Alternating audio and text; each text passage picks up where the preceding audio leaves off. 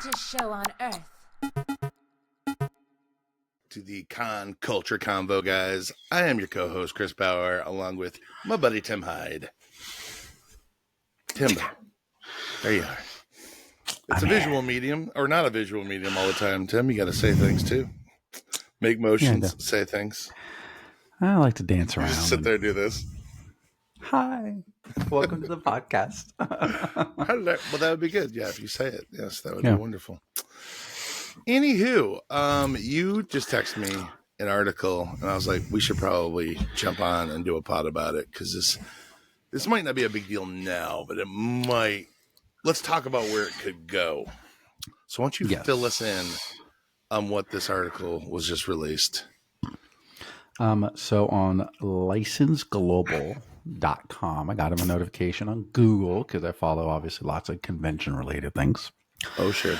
And a lovely, interesting thing came up that GalaxyCon, which we all know, friends of the show, that they are doing a licensing for consumer products for their shows.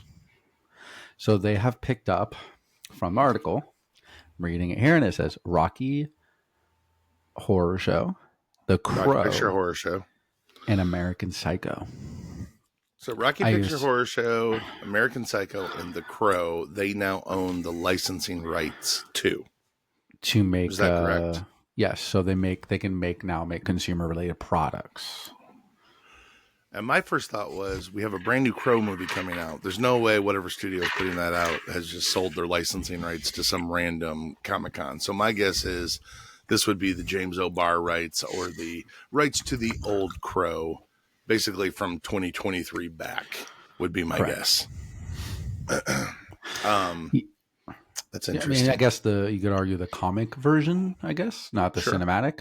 I guess would probably be a... Well, that is interesting. I wonder if it is just the comic version or if it covers the first two movies. I really don't know if it's the same studio putting out the new movie that put out the old ones. I really don't know. I haven't paid much attention besides the trailer.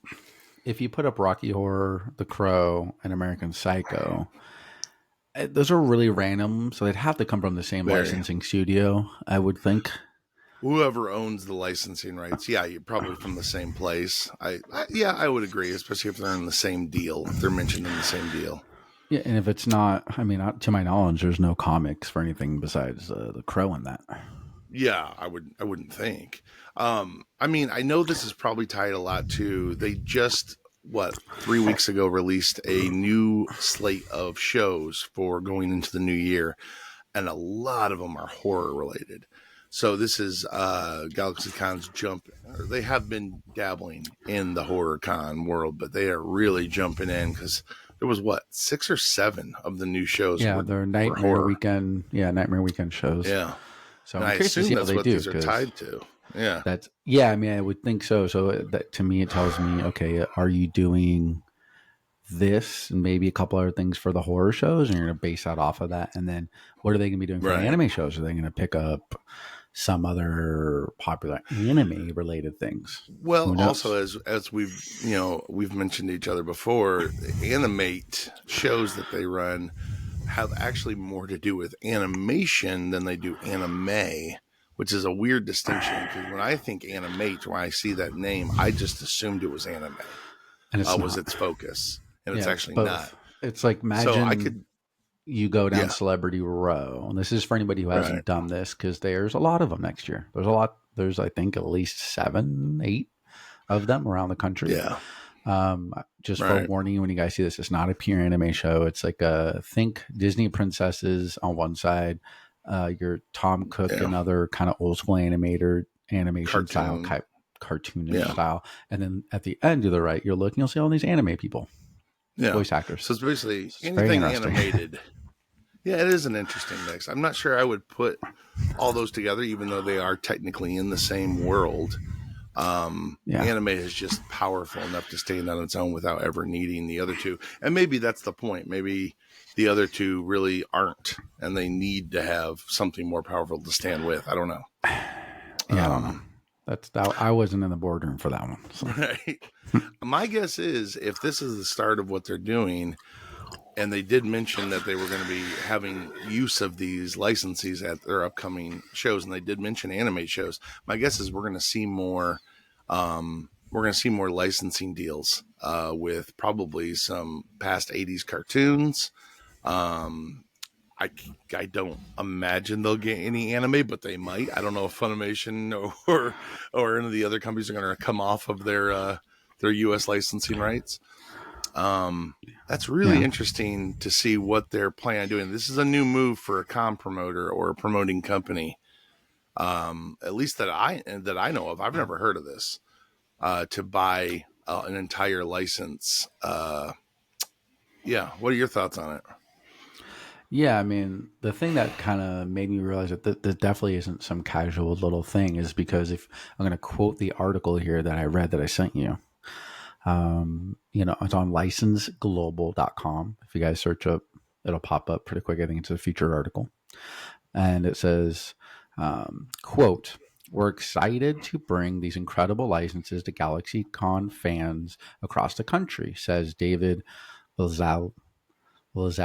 Sorry, David. I'm probably butchering your last name. I apologize. He's a director of business development at GalaxyCon. He's probably used to this is just the beginning too, because we've got even more exciting properties coming down the line. So stay tuned. Mm-hmm. Yeah, they're not done. That's interesting. So I guess what our first thought is danger, Will Robinson, danger. As vendors, as art reps, as art studio owners, as you are, as a comp promoter, the first thought that we both had instantly is, are they going to be enforcing licensing rights on something like fan art or on toys of those licenses? Like, in other words, are you going to have to pay a tax to GalaxyCon to sell those types of things at their shows, or will they not allow you to sell those types of properties at their shows so that they can have the exclusive rights to them, which would be their right to do so from the sound of it? Yeah, that's terrifying. From just because I don't believe in anybody telling anybody else what they can do in business. It bothers me. It always has. To me, the best business wins, period. Yeah. And so trying to control a marketplace, I think it's just a shitty thing to do. It could be. I don't think this is necessarily what they're doing. I don't think it is. We don't know. But the thing that I'm worried about is that this is going to set precedent for other events. And the team at GalaxyCon, they're not dicks. They're not terrible people. We know most of them. So, there's a relationship there. I've been doing their shows forever. I've been doing Broder shows forever. I mean, way back in the when. old SuperCon and Magic City days. Yes. So long ago. For me, I don't think he's out there to make some crazy thing and take money off the show floor and this and that and blah, blah, blah. He's doing this to make money, obviously. But there are some other promoters out there. If they could get 10% of your sales, if they get $1 extra out of you, they will. Right. And there's a lot of not fantastic promoters out there that will do literally anything to make an extra buck at our expense as vendors. And 100%. They don't care. Now, that's what terrifies me. Someone with some money is going to come out and that's the throw thing. up something that for me might show up, and they might have an investor, their business partner money, and they see, if we get just to throw a name out there that's popular just because it's popular. But like, for example, Hasbin Hotel. Everybody and their mom is selling Hasbin Hotel stuff right now because it's hot. Sure. Even though you and I had it for like 4 years. A lot of people are starting to get it now. Nobody stays first. No. You might be first to market, but you're not. You're going to only have that for a little while. Correct. And Hasbin's hot. And Hasbin's very hot. And what if someone was to come in, a big company, a blank expo company that owns a ton of shows and says, hey, you can't sell Hasbin Hotel unless you either pay us more, or you can't sell, only this booth can, or only the merch booth can at the front of the show. Which and all of a sudden, that's more likely.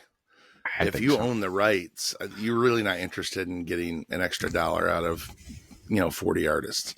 You're No. looking for, we have this booth that sells this. This is the only booth that sells this. Yeah, because if they're doing an entire cast reunion of, let's say, Hazbin Hotel, and they have 15 people that are all related to Hazbin Hotel, and the only related stuff you can get is an autograph selfie from the celebrities, whatever, and then the other merch on the entire show floor is stuff that's at the merch booth for that convention.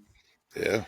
That makes things a lot more interesting. I mean, and I guarantee they'll make way more money doing it. Oh, I mean, especially at a show that's decently attended, and they could do exclusives because they have the rights to do whatever they want.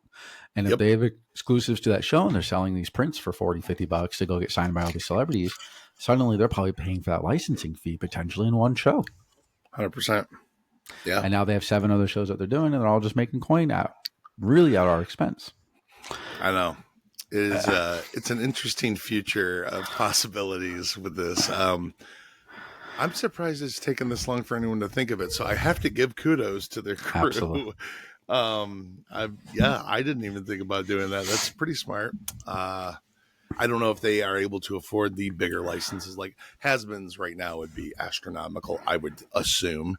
Also, I don't see Amazon coming off of that license at all. But I take your point. Yeah. It can be anything. It can be, whatever it is. It's an interesting idea that they are jumping into with both feet. And they're ahead of the game because I haven't heard anyone else doing it. So they're going to be setting the rules. So whoever comes up behind them is going to be following GalaxyCon rules for this going forward. So I guess we're going to have to wait and see what happens. I mean, to me, it's making me very nervous. When I read the article, instantly I got negative vibes, and it wasn't because it was GalaxyCon or anybody to do with them. It was more of like, it's like people who don't know about AI, and you tell them about AI, and their eyes get big, and they're like, "Excuse me, they can do what?" Right. Well, no, I mean, it's not terrifying I'm yet. gonna harness it. But you go from like nothing to all of a sudden, crazy AI robot Terminator based life from 0 to 1,000, and I'm like right in the middle of that right now. Right, where I'm like at 500, and I'm like, so it could go either way here. And it scares me, and I don't trust people in certain conventions to make the decisions for me to make money. Well, no, because it's all going to be to make money in their pocket, not ours. I mean, which it would be. Right. I mean, I'm not acting like they should think of us. It'd be nice, but they're not going to. That's not how business is. You think of your business first. Yeah, but we pay their bills. That's the frustrating part. Without us, you're not having a show because you're not coming up with $150,000 up front to have a show. But to them, that's just part of the business model. They don't look at that as a bad thing. They're like, oh, this is how it works. So that sucks for vendors. However, I get it from a promoter point of view. That's just how it is, and that's how it's always going to be. So if they can improve their bottom line elsewhere with another revenue stream, that's a big deal. And this is a big one. This is ripe with possibilities, as they say. Yeah, I'm hoping it's just one of those things where they want to be able to make a little bit more merchandise for the targeted guests that they have coming up for the next year or two. They're going to be at all their shows, and they're doing big reunions or being all stuff. And they want to be able to fully make stuff and sell it to them, but then also sell it maybe outside of a show or on their website. Or, there might be some rules where they're realizing like, hey, we might be able to get around some of this stuff if we just get the license. The license cost blank amount. Sure. I think we can make that in 3 shows, and then we have Rocky Horror Picture Show people at 20 of our shows. Well, okay, if it costs us 4 shows to get our money back on it, then the other ones we can be making more money on it, and it's just exclusive merchandise, and they're not walking on that teetering point of fan art or not, or IP or whatever. They're just flat out being like, we want to do whatever we want and make a ton of stuff, and that's it. I'm wondering if it will translate to, from the autograph side, if it'll translate to actors in those properties, if they can only sign Rocky Horror Picture Show merchandise at GalaxyCons exclusively. Like if you go to, say, a fan expo and they're a guest there, and someone comes up with something Galaxy or something Rocky Horror Picture, they're like, sorry, we can't do that here. I can see that also being a very, very likely scenario. I mean, it's interesting that you brought that up because I kind of thought about that and didn't. I wasn't going to bring it up because I thought it was kind of a silly I don't think discussion. it's silly at all. But Because that's half their business is autographs. Hell, they provide autograph guests for a lot of other cons too. GalaxyCon does. I mean, if I'm them, and I have no idea if this is their plan out, we like neither one of us has discussed and talked to, Mike, Brad, or Peter, or anybody. We haven't talked to him, and I might at some point, and then we'll update you guys. But we just wanted to get a first initial thoughts. Yeah. Because it's kind of fun to go back and be like, oh my God, we were right, or oh my God, we were way wrong, or whatever. It'll be fun to just go back. Love to be way wrong here. Correct. But what I could see them doing is a very interesting concept where you could only purchase the photos for that celebrity at the table, let's say in front of the line, for anything Rocky Picture Horror. That's not like just a normal photo. Like it's just picture me just sitting here like this. Right. Like it's nothing. But if you have Tim Curry and it's him as obviously Rocky Picture Horror Show and he's in it as a character, I wonder if you had to buy the photos for $10, $15, $20, whatever, before you even get in line, because they have the exclusive rights to it now. And they are that's all on the table. Photos for it. Yeah. I mean, if it's not doing it, that's something I would mess with. Yeah. I mean, right away. I mean, if you have the rights, you really have free range to make the rules. And since this is a new concept, I think we're going to see a lot of stuff get thrown against the wall and see if it sticks. So I can see everything getting tried with this. There's really a lot of possibilities here that we haven't even thought of. We've just mentioned a few off the top of our heads. I'll bet they have a plan that we haven't even thought of. They're going to be watching this podcast and go, oh shit, that's a good idea. Why didn't we think of that? Pretty sure if they've gone through and bought these, they already thought all this. Hey, Peter, if you're watching, which you might be, if we give you a really good idea, you better hook me up with some free booze, okay? There you go. Right. Yeah. I don't know. It's an interesting possibility for the future of the con business. Because I can see this becoming a very popular trend for what, as you say, promoters with money or good financial backing. Because think about how many cons do have a good investor, right? Who might be on the outskirts. They're just a business person, maybe locally, that want a con brought to their city. Okay. And they've put all this money in, but they're loaded. But they're only going to put a certain amount in. But if you can now come with them with a plan of, hey, we would own this property forever going forward, that's going to make us money constantly, and just, I guess, while you're sleeping. Now you can get these investors that were just wanting to help you put a show on, in their home city. Now they're pumping cash in because now it's a real investment. And that's the frightening part of this. Because you're bringing up that point, let me give you the shows that they have coming up. Yeah. And just to hit off the head of like, this isn't a company that has 3 shows that like they're going to try and push their stuff. This is impacting a lot of markets, period. Yes. And both good and bad, whatever, doesn't matter, whatever perspective that is. But so for example, this upcoming weekend, we have Animate Columbus in July, and then GalaxyCon Raleigh, their biggest show. That's their flagship show. Yeah. Yep. GalaxyCon San Jose, which is August 16th through the 18th. Animate Des Moines, September 27th through the 29th. Yeah. Their first Nightmare Weekend Des Moines is September 27th through the 29th. Oh, same weekend. Wow. Oh, it's a dual show. So they're doing the old Fan Fest Walker Stalker model. That might work. It does. The only reason I'm hesitant on those is because horror fans are so particular about their stuff. Now, you'll get more people in there. I don't know how many will come over to the comic side or the animate side, but horror fans will show up for a horror show, but they're not much on cross-pollinating. How many horror shows outside of hotels are successful? That's few. What I want to know. And those are the biggest ones. One I can think of, and that's Texas show. Texas Frightmare. That's Frightmare, yeah. Every other one's in a hotel. Well, that's not true. Horror Hound does it twice a year at the Cherville Convention Center there in Cincinnati. Isn't it attached to a hotel? Cincinnati. It has one next to it, but it is a convention center. And so does Lexington. Oh yeah, Scarefest. Yeah. That's right. They do. Yeah, so there are probably several. Yeah, I guess there are. I guess Texas Frightmare is just massive. That gets massive numbers of attendees. I will say I'm I sure absolutely there's a couple others. love the Nightmare Weekend logo. It's really badass. That's the It one is thing cool. that I they're agree. doing right. I'm like, yeah, that's cool. I like that. I All agree right, with so that. keep going on. So we have Richmond Nightmare Weekend Richmond, and that's on October 11th through the 13th, which they do maybe up their on your way spring up to New York show. or something. Yeah, actually. Yeah, Their comic show is I'm in going March. through the schedule. I will get to I'm skipping Richmond. ahead. Okay, God, I won't skip it. I promise. The interesting one is the Nightmare Weekend Miami, which is October 18th to the 20th. Bold move, man. That one to me seems like, out of all the decisions, I don't know if I love that one the most. Miami is such a tough town to have a good con I don't see it being a and horror he con. knows better than anyone.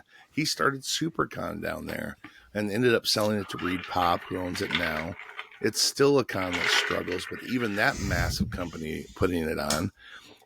It's just, people love to come to Miami to go to the beach. They don't love to come to go to cons. They're also the only crowd in the country that thinks cons are yard sales. You'll never get someone to pay a retail price that you tell them at a con in Miami. It's always about a quarter of what it was. They're making like $2 a year, and they're still like, would you take 20 on this? And you're like, what? Oh yeah, you'll be like, that's $20. Like, sweet, would you take 5? It's automatic. And you're like, this is not a flea market. Like, no, that's the price. I'm like, all right, 10. Like, what? 12. It's bizarre. Yeah. So, right, so up next we have, for the last show of the year, they have GalaxyCon Columbus, December 6th to the 8th, which I did last year. Right. There's a decent amount of people. I just didn't care for the layout because they put celebrities right by the entrance, which is a no-go for me. That's rough.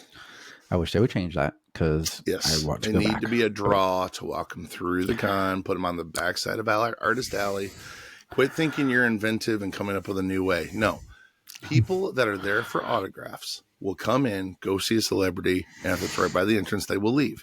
If they have to walk through the con, they will impulse buy from your vendors. It's just good business to put them on the back. It just is. And they can do it too, because the show floor allows it to do that. So I would say recommend changing that one if you guys are listening. Love you, but change the show floor. And then, so we have the Animate Raleigh, which is January. So now we're into 2025, January 3rd to the 5th, Raleigh. And then this is really interesting. So October 18th to the 20th was Nightmare Weekend Miami. Now we have Animate Miami, February 14th to the 16th. Wow. I mean, you're talking. nice time of year to go down to Miami. Probably the best time of the year, to be honest. But still, man, rough market, bud. And especially in an off-con time of the season. I don't know. Yeah, I don't know. That's a tough one. Yeah. And then the one you're bringing up, the spring show, the GalaxyCon Richmond, is March 27th through the 30th. So they're going to 4 days on that bad boy. Wow. All right. Richmond. I love Richmond, though. That's a great town. It is a good town. Don't know if I want to be there for 5 days. 4 days, though. Wow. There's very few shows that can support 4 days and everybody be happy. I would not have pegged that as one of them. Yeah. That's I hope I'm wrong, because I think I'm doing it. So. Wow. 4 days, and then we have especially with their long hours. Oh my God, yes. Them in Steel City love to drag us in for the day. Whole day. 10 a.m., baby. Till 8. 10 to 8. Oof. Love it. That's a long day. All right. And then we have their new show, Nightmare Weekend Chicago, May 2nd through the 4th at the Donald E. Stevens Convention Center. Old Rosemont there. I mean, that one sounds promising. And I'll just say only because I think the only other horror con there in Chicago would be Days of the Dead, which I want to say that's in the summer as well. So I don't know about the time of year, but I want to say it's later in the summer. So maybe that is better. They're just trying to jump in before it. I'm just glad to see another con that's coming to Chicago that's not an anime or comic related con. Chicago has enough of those. Please don't do another one of those. Correct. People in Chicago are tired. Yes. And so are their wallets. Right. And then up next, we have GalaxyCon Oklahoma City, May 23rd to the 25th. Did you hear anything Yeah. about that one? I don't hear many people talk about it. I heard a couple people that were there that said it was okay, and I heard one person say that it was great, but that one person had only been a vendor for a year or two. So, noobs. All right. Well, Hopefully everybody's got to start somewhere. I do like Oklahoma City, so I wouldn't mind going back there. I do too. That's one of those underrated cities in America that you say the words Oklahoma City, you think of nothing but Dust Bowl and nothing to do. It's one of those towns that's actually got tons to do downtown. It's really a cool city. It really is. Can't say enough good things about Oklahoma City. So up next, the one I'm most intrigued by, well, one of two. Yeah. There's two that I have on this list that I'm intrigued by that I will probably be doing for sure. Is Nightmare Weekend Cleveland, August 29th through the 31st. I think Cleveland's if they do that town. Right, the market, there's nothing in Cleveland, and Cleveland is up there isn't, but it's also a horror state. Ohio loves horror. Yep. And Cleveland's a good city for it. I think that's one's going to be successful. I would think so. And then October 3rd through the 5th is Animate Philadelphia at the Greater Philly Convention Center. So it's not Philly, folks. It is Greater Oaks. 45 minutes north. Oaks. Yeah, it's in Oaks, Pennsylvania. Yeah. About 45 minutes from downtown. I'll be honest with you. It's tough. It's tough to do a show there. So many shows have tried at that convention center and just bombed miserably. I wish them all the best, but that is a tough venue. It really is. I don't know what it is about that venue. You know what's crazy about that venue is it's nestled in to a insanely wealthy neighborhood. Like when you drive through the neighborhoods around that venue, it is old American money. Not like I got rich winning the lottery mansion. Yeah. It's like estates.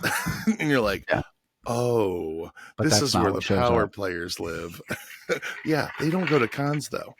Yeah, so they rely on people coming from downtown and the surrounding area. I don't know. Too Many Games is a good show I just did not too long ago. I mentioned on the show that happens at that convention center. It's the only successful show I know of every year at that show, at that convention center. Yeah.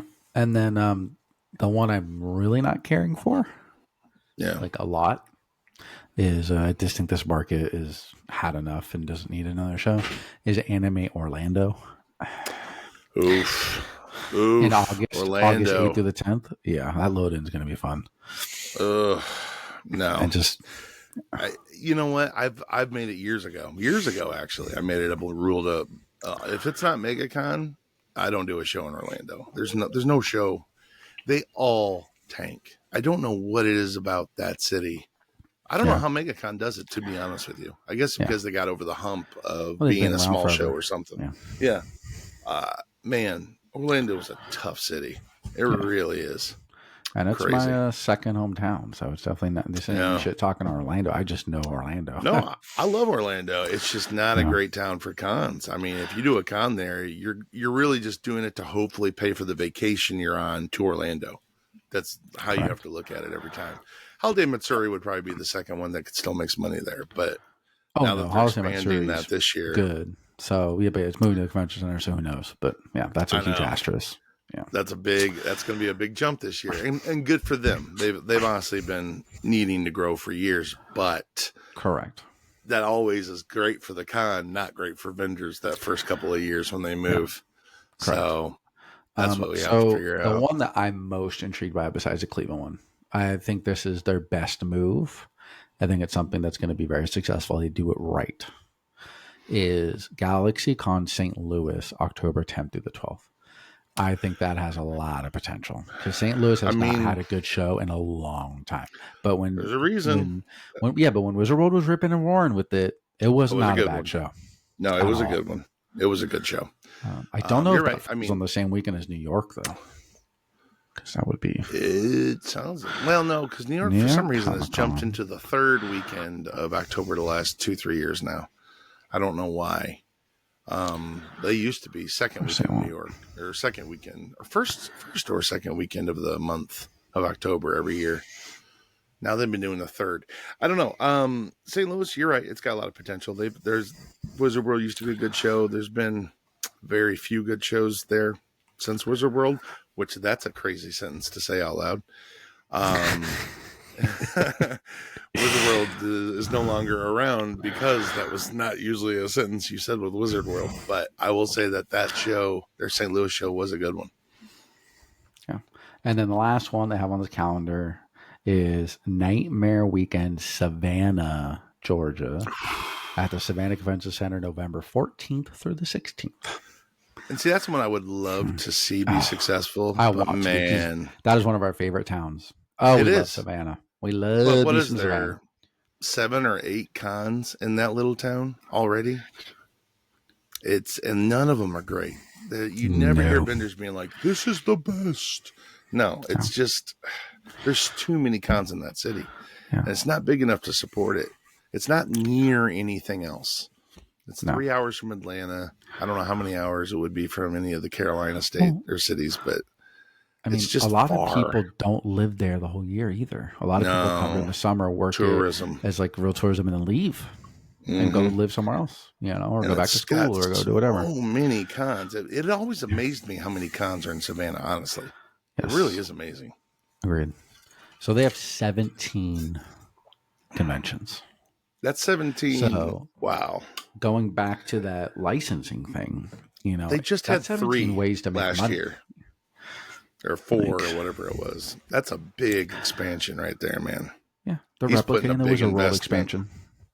Yeah, they got Peter at the helm, and he's doing his Wizard World magic. So, it didn't end up too well for Wizard World, but hopefully maybe he learned from his mistakes.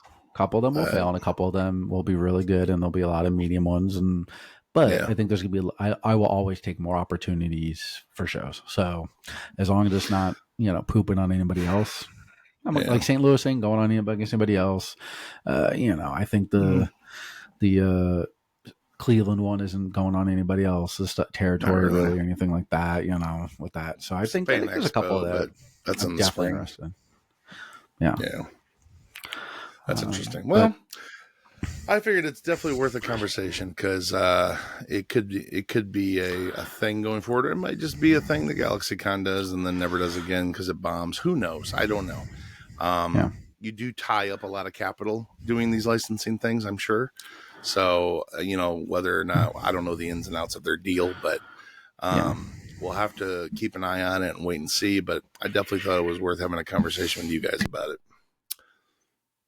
So, unless you have anything further to add, Tim, I think that'll about do it for this week. I think just, I'm very intrigued to hear what happens with it. I don't have a good feeling in my stomach about it, and not necessarily with them, but just overall that, like I said, I think it leads opportunities for people who aren't necessarily the friendliest of vendors to use a little bit of bullying economics, as I call it, and I don't care for bully economics. No. So I hope GalaxyCon doesn't do that because I don't think they will. I really don't think they will. Truly. But there are some other companies out there, and you know who you are. Please don't do this. Please don't. All right. Or if you are, you better be giving an opportunity for vendors to be. I mean, to me, they talked, and I'll do this one point I forgot to discuss, but really quickly, another vendor of mine who I called right away and talked about it with, and they said that, well, what if they use it to make exclusives with artists and companies and actually build out through them, and then they may sell at their store and give you a cut, or if you sell it at your booth to promote it through that they'll go through their channels because you have to pay a chunk of the licensing fee or whatever, and now you're saying you have an official license piece that's through them that's you paid them to have. Yeah, I think that's a cool way to do it. Potentially a really great thing for everyone, to be honest with you. That's if you're going to do it, to think of it, because they now have the rights to dictate that.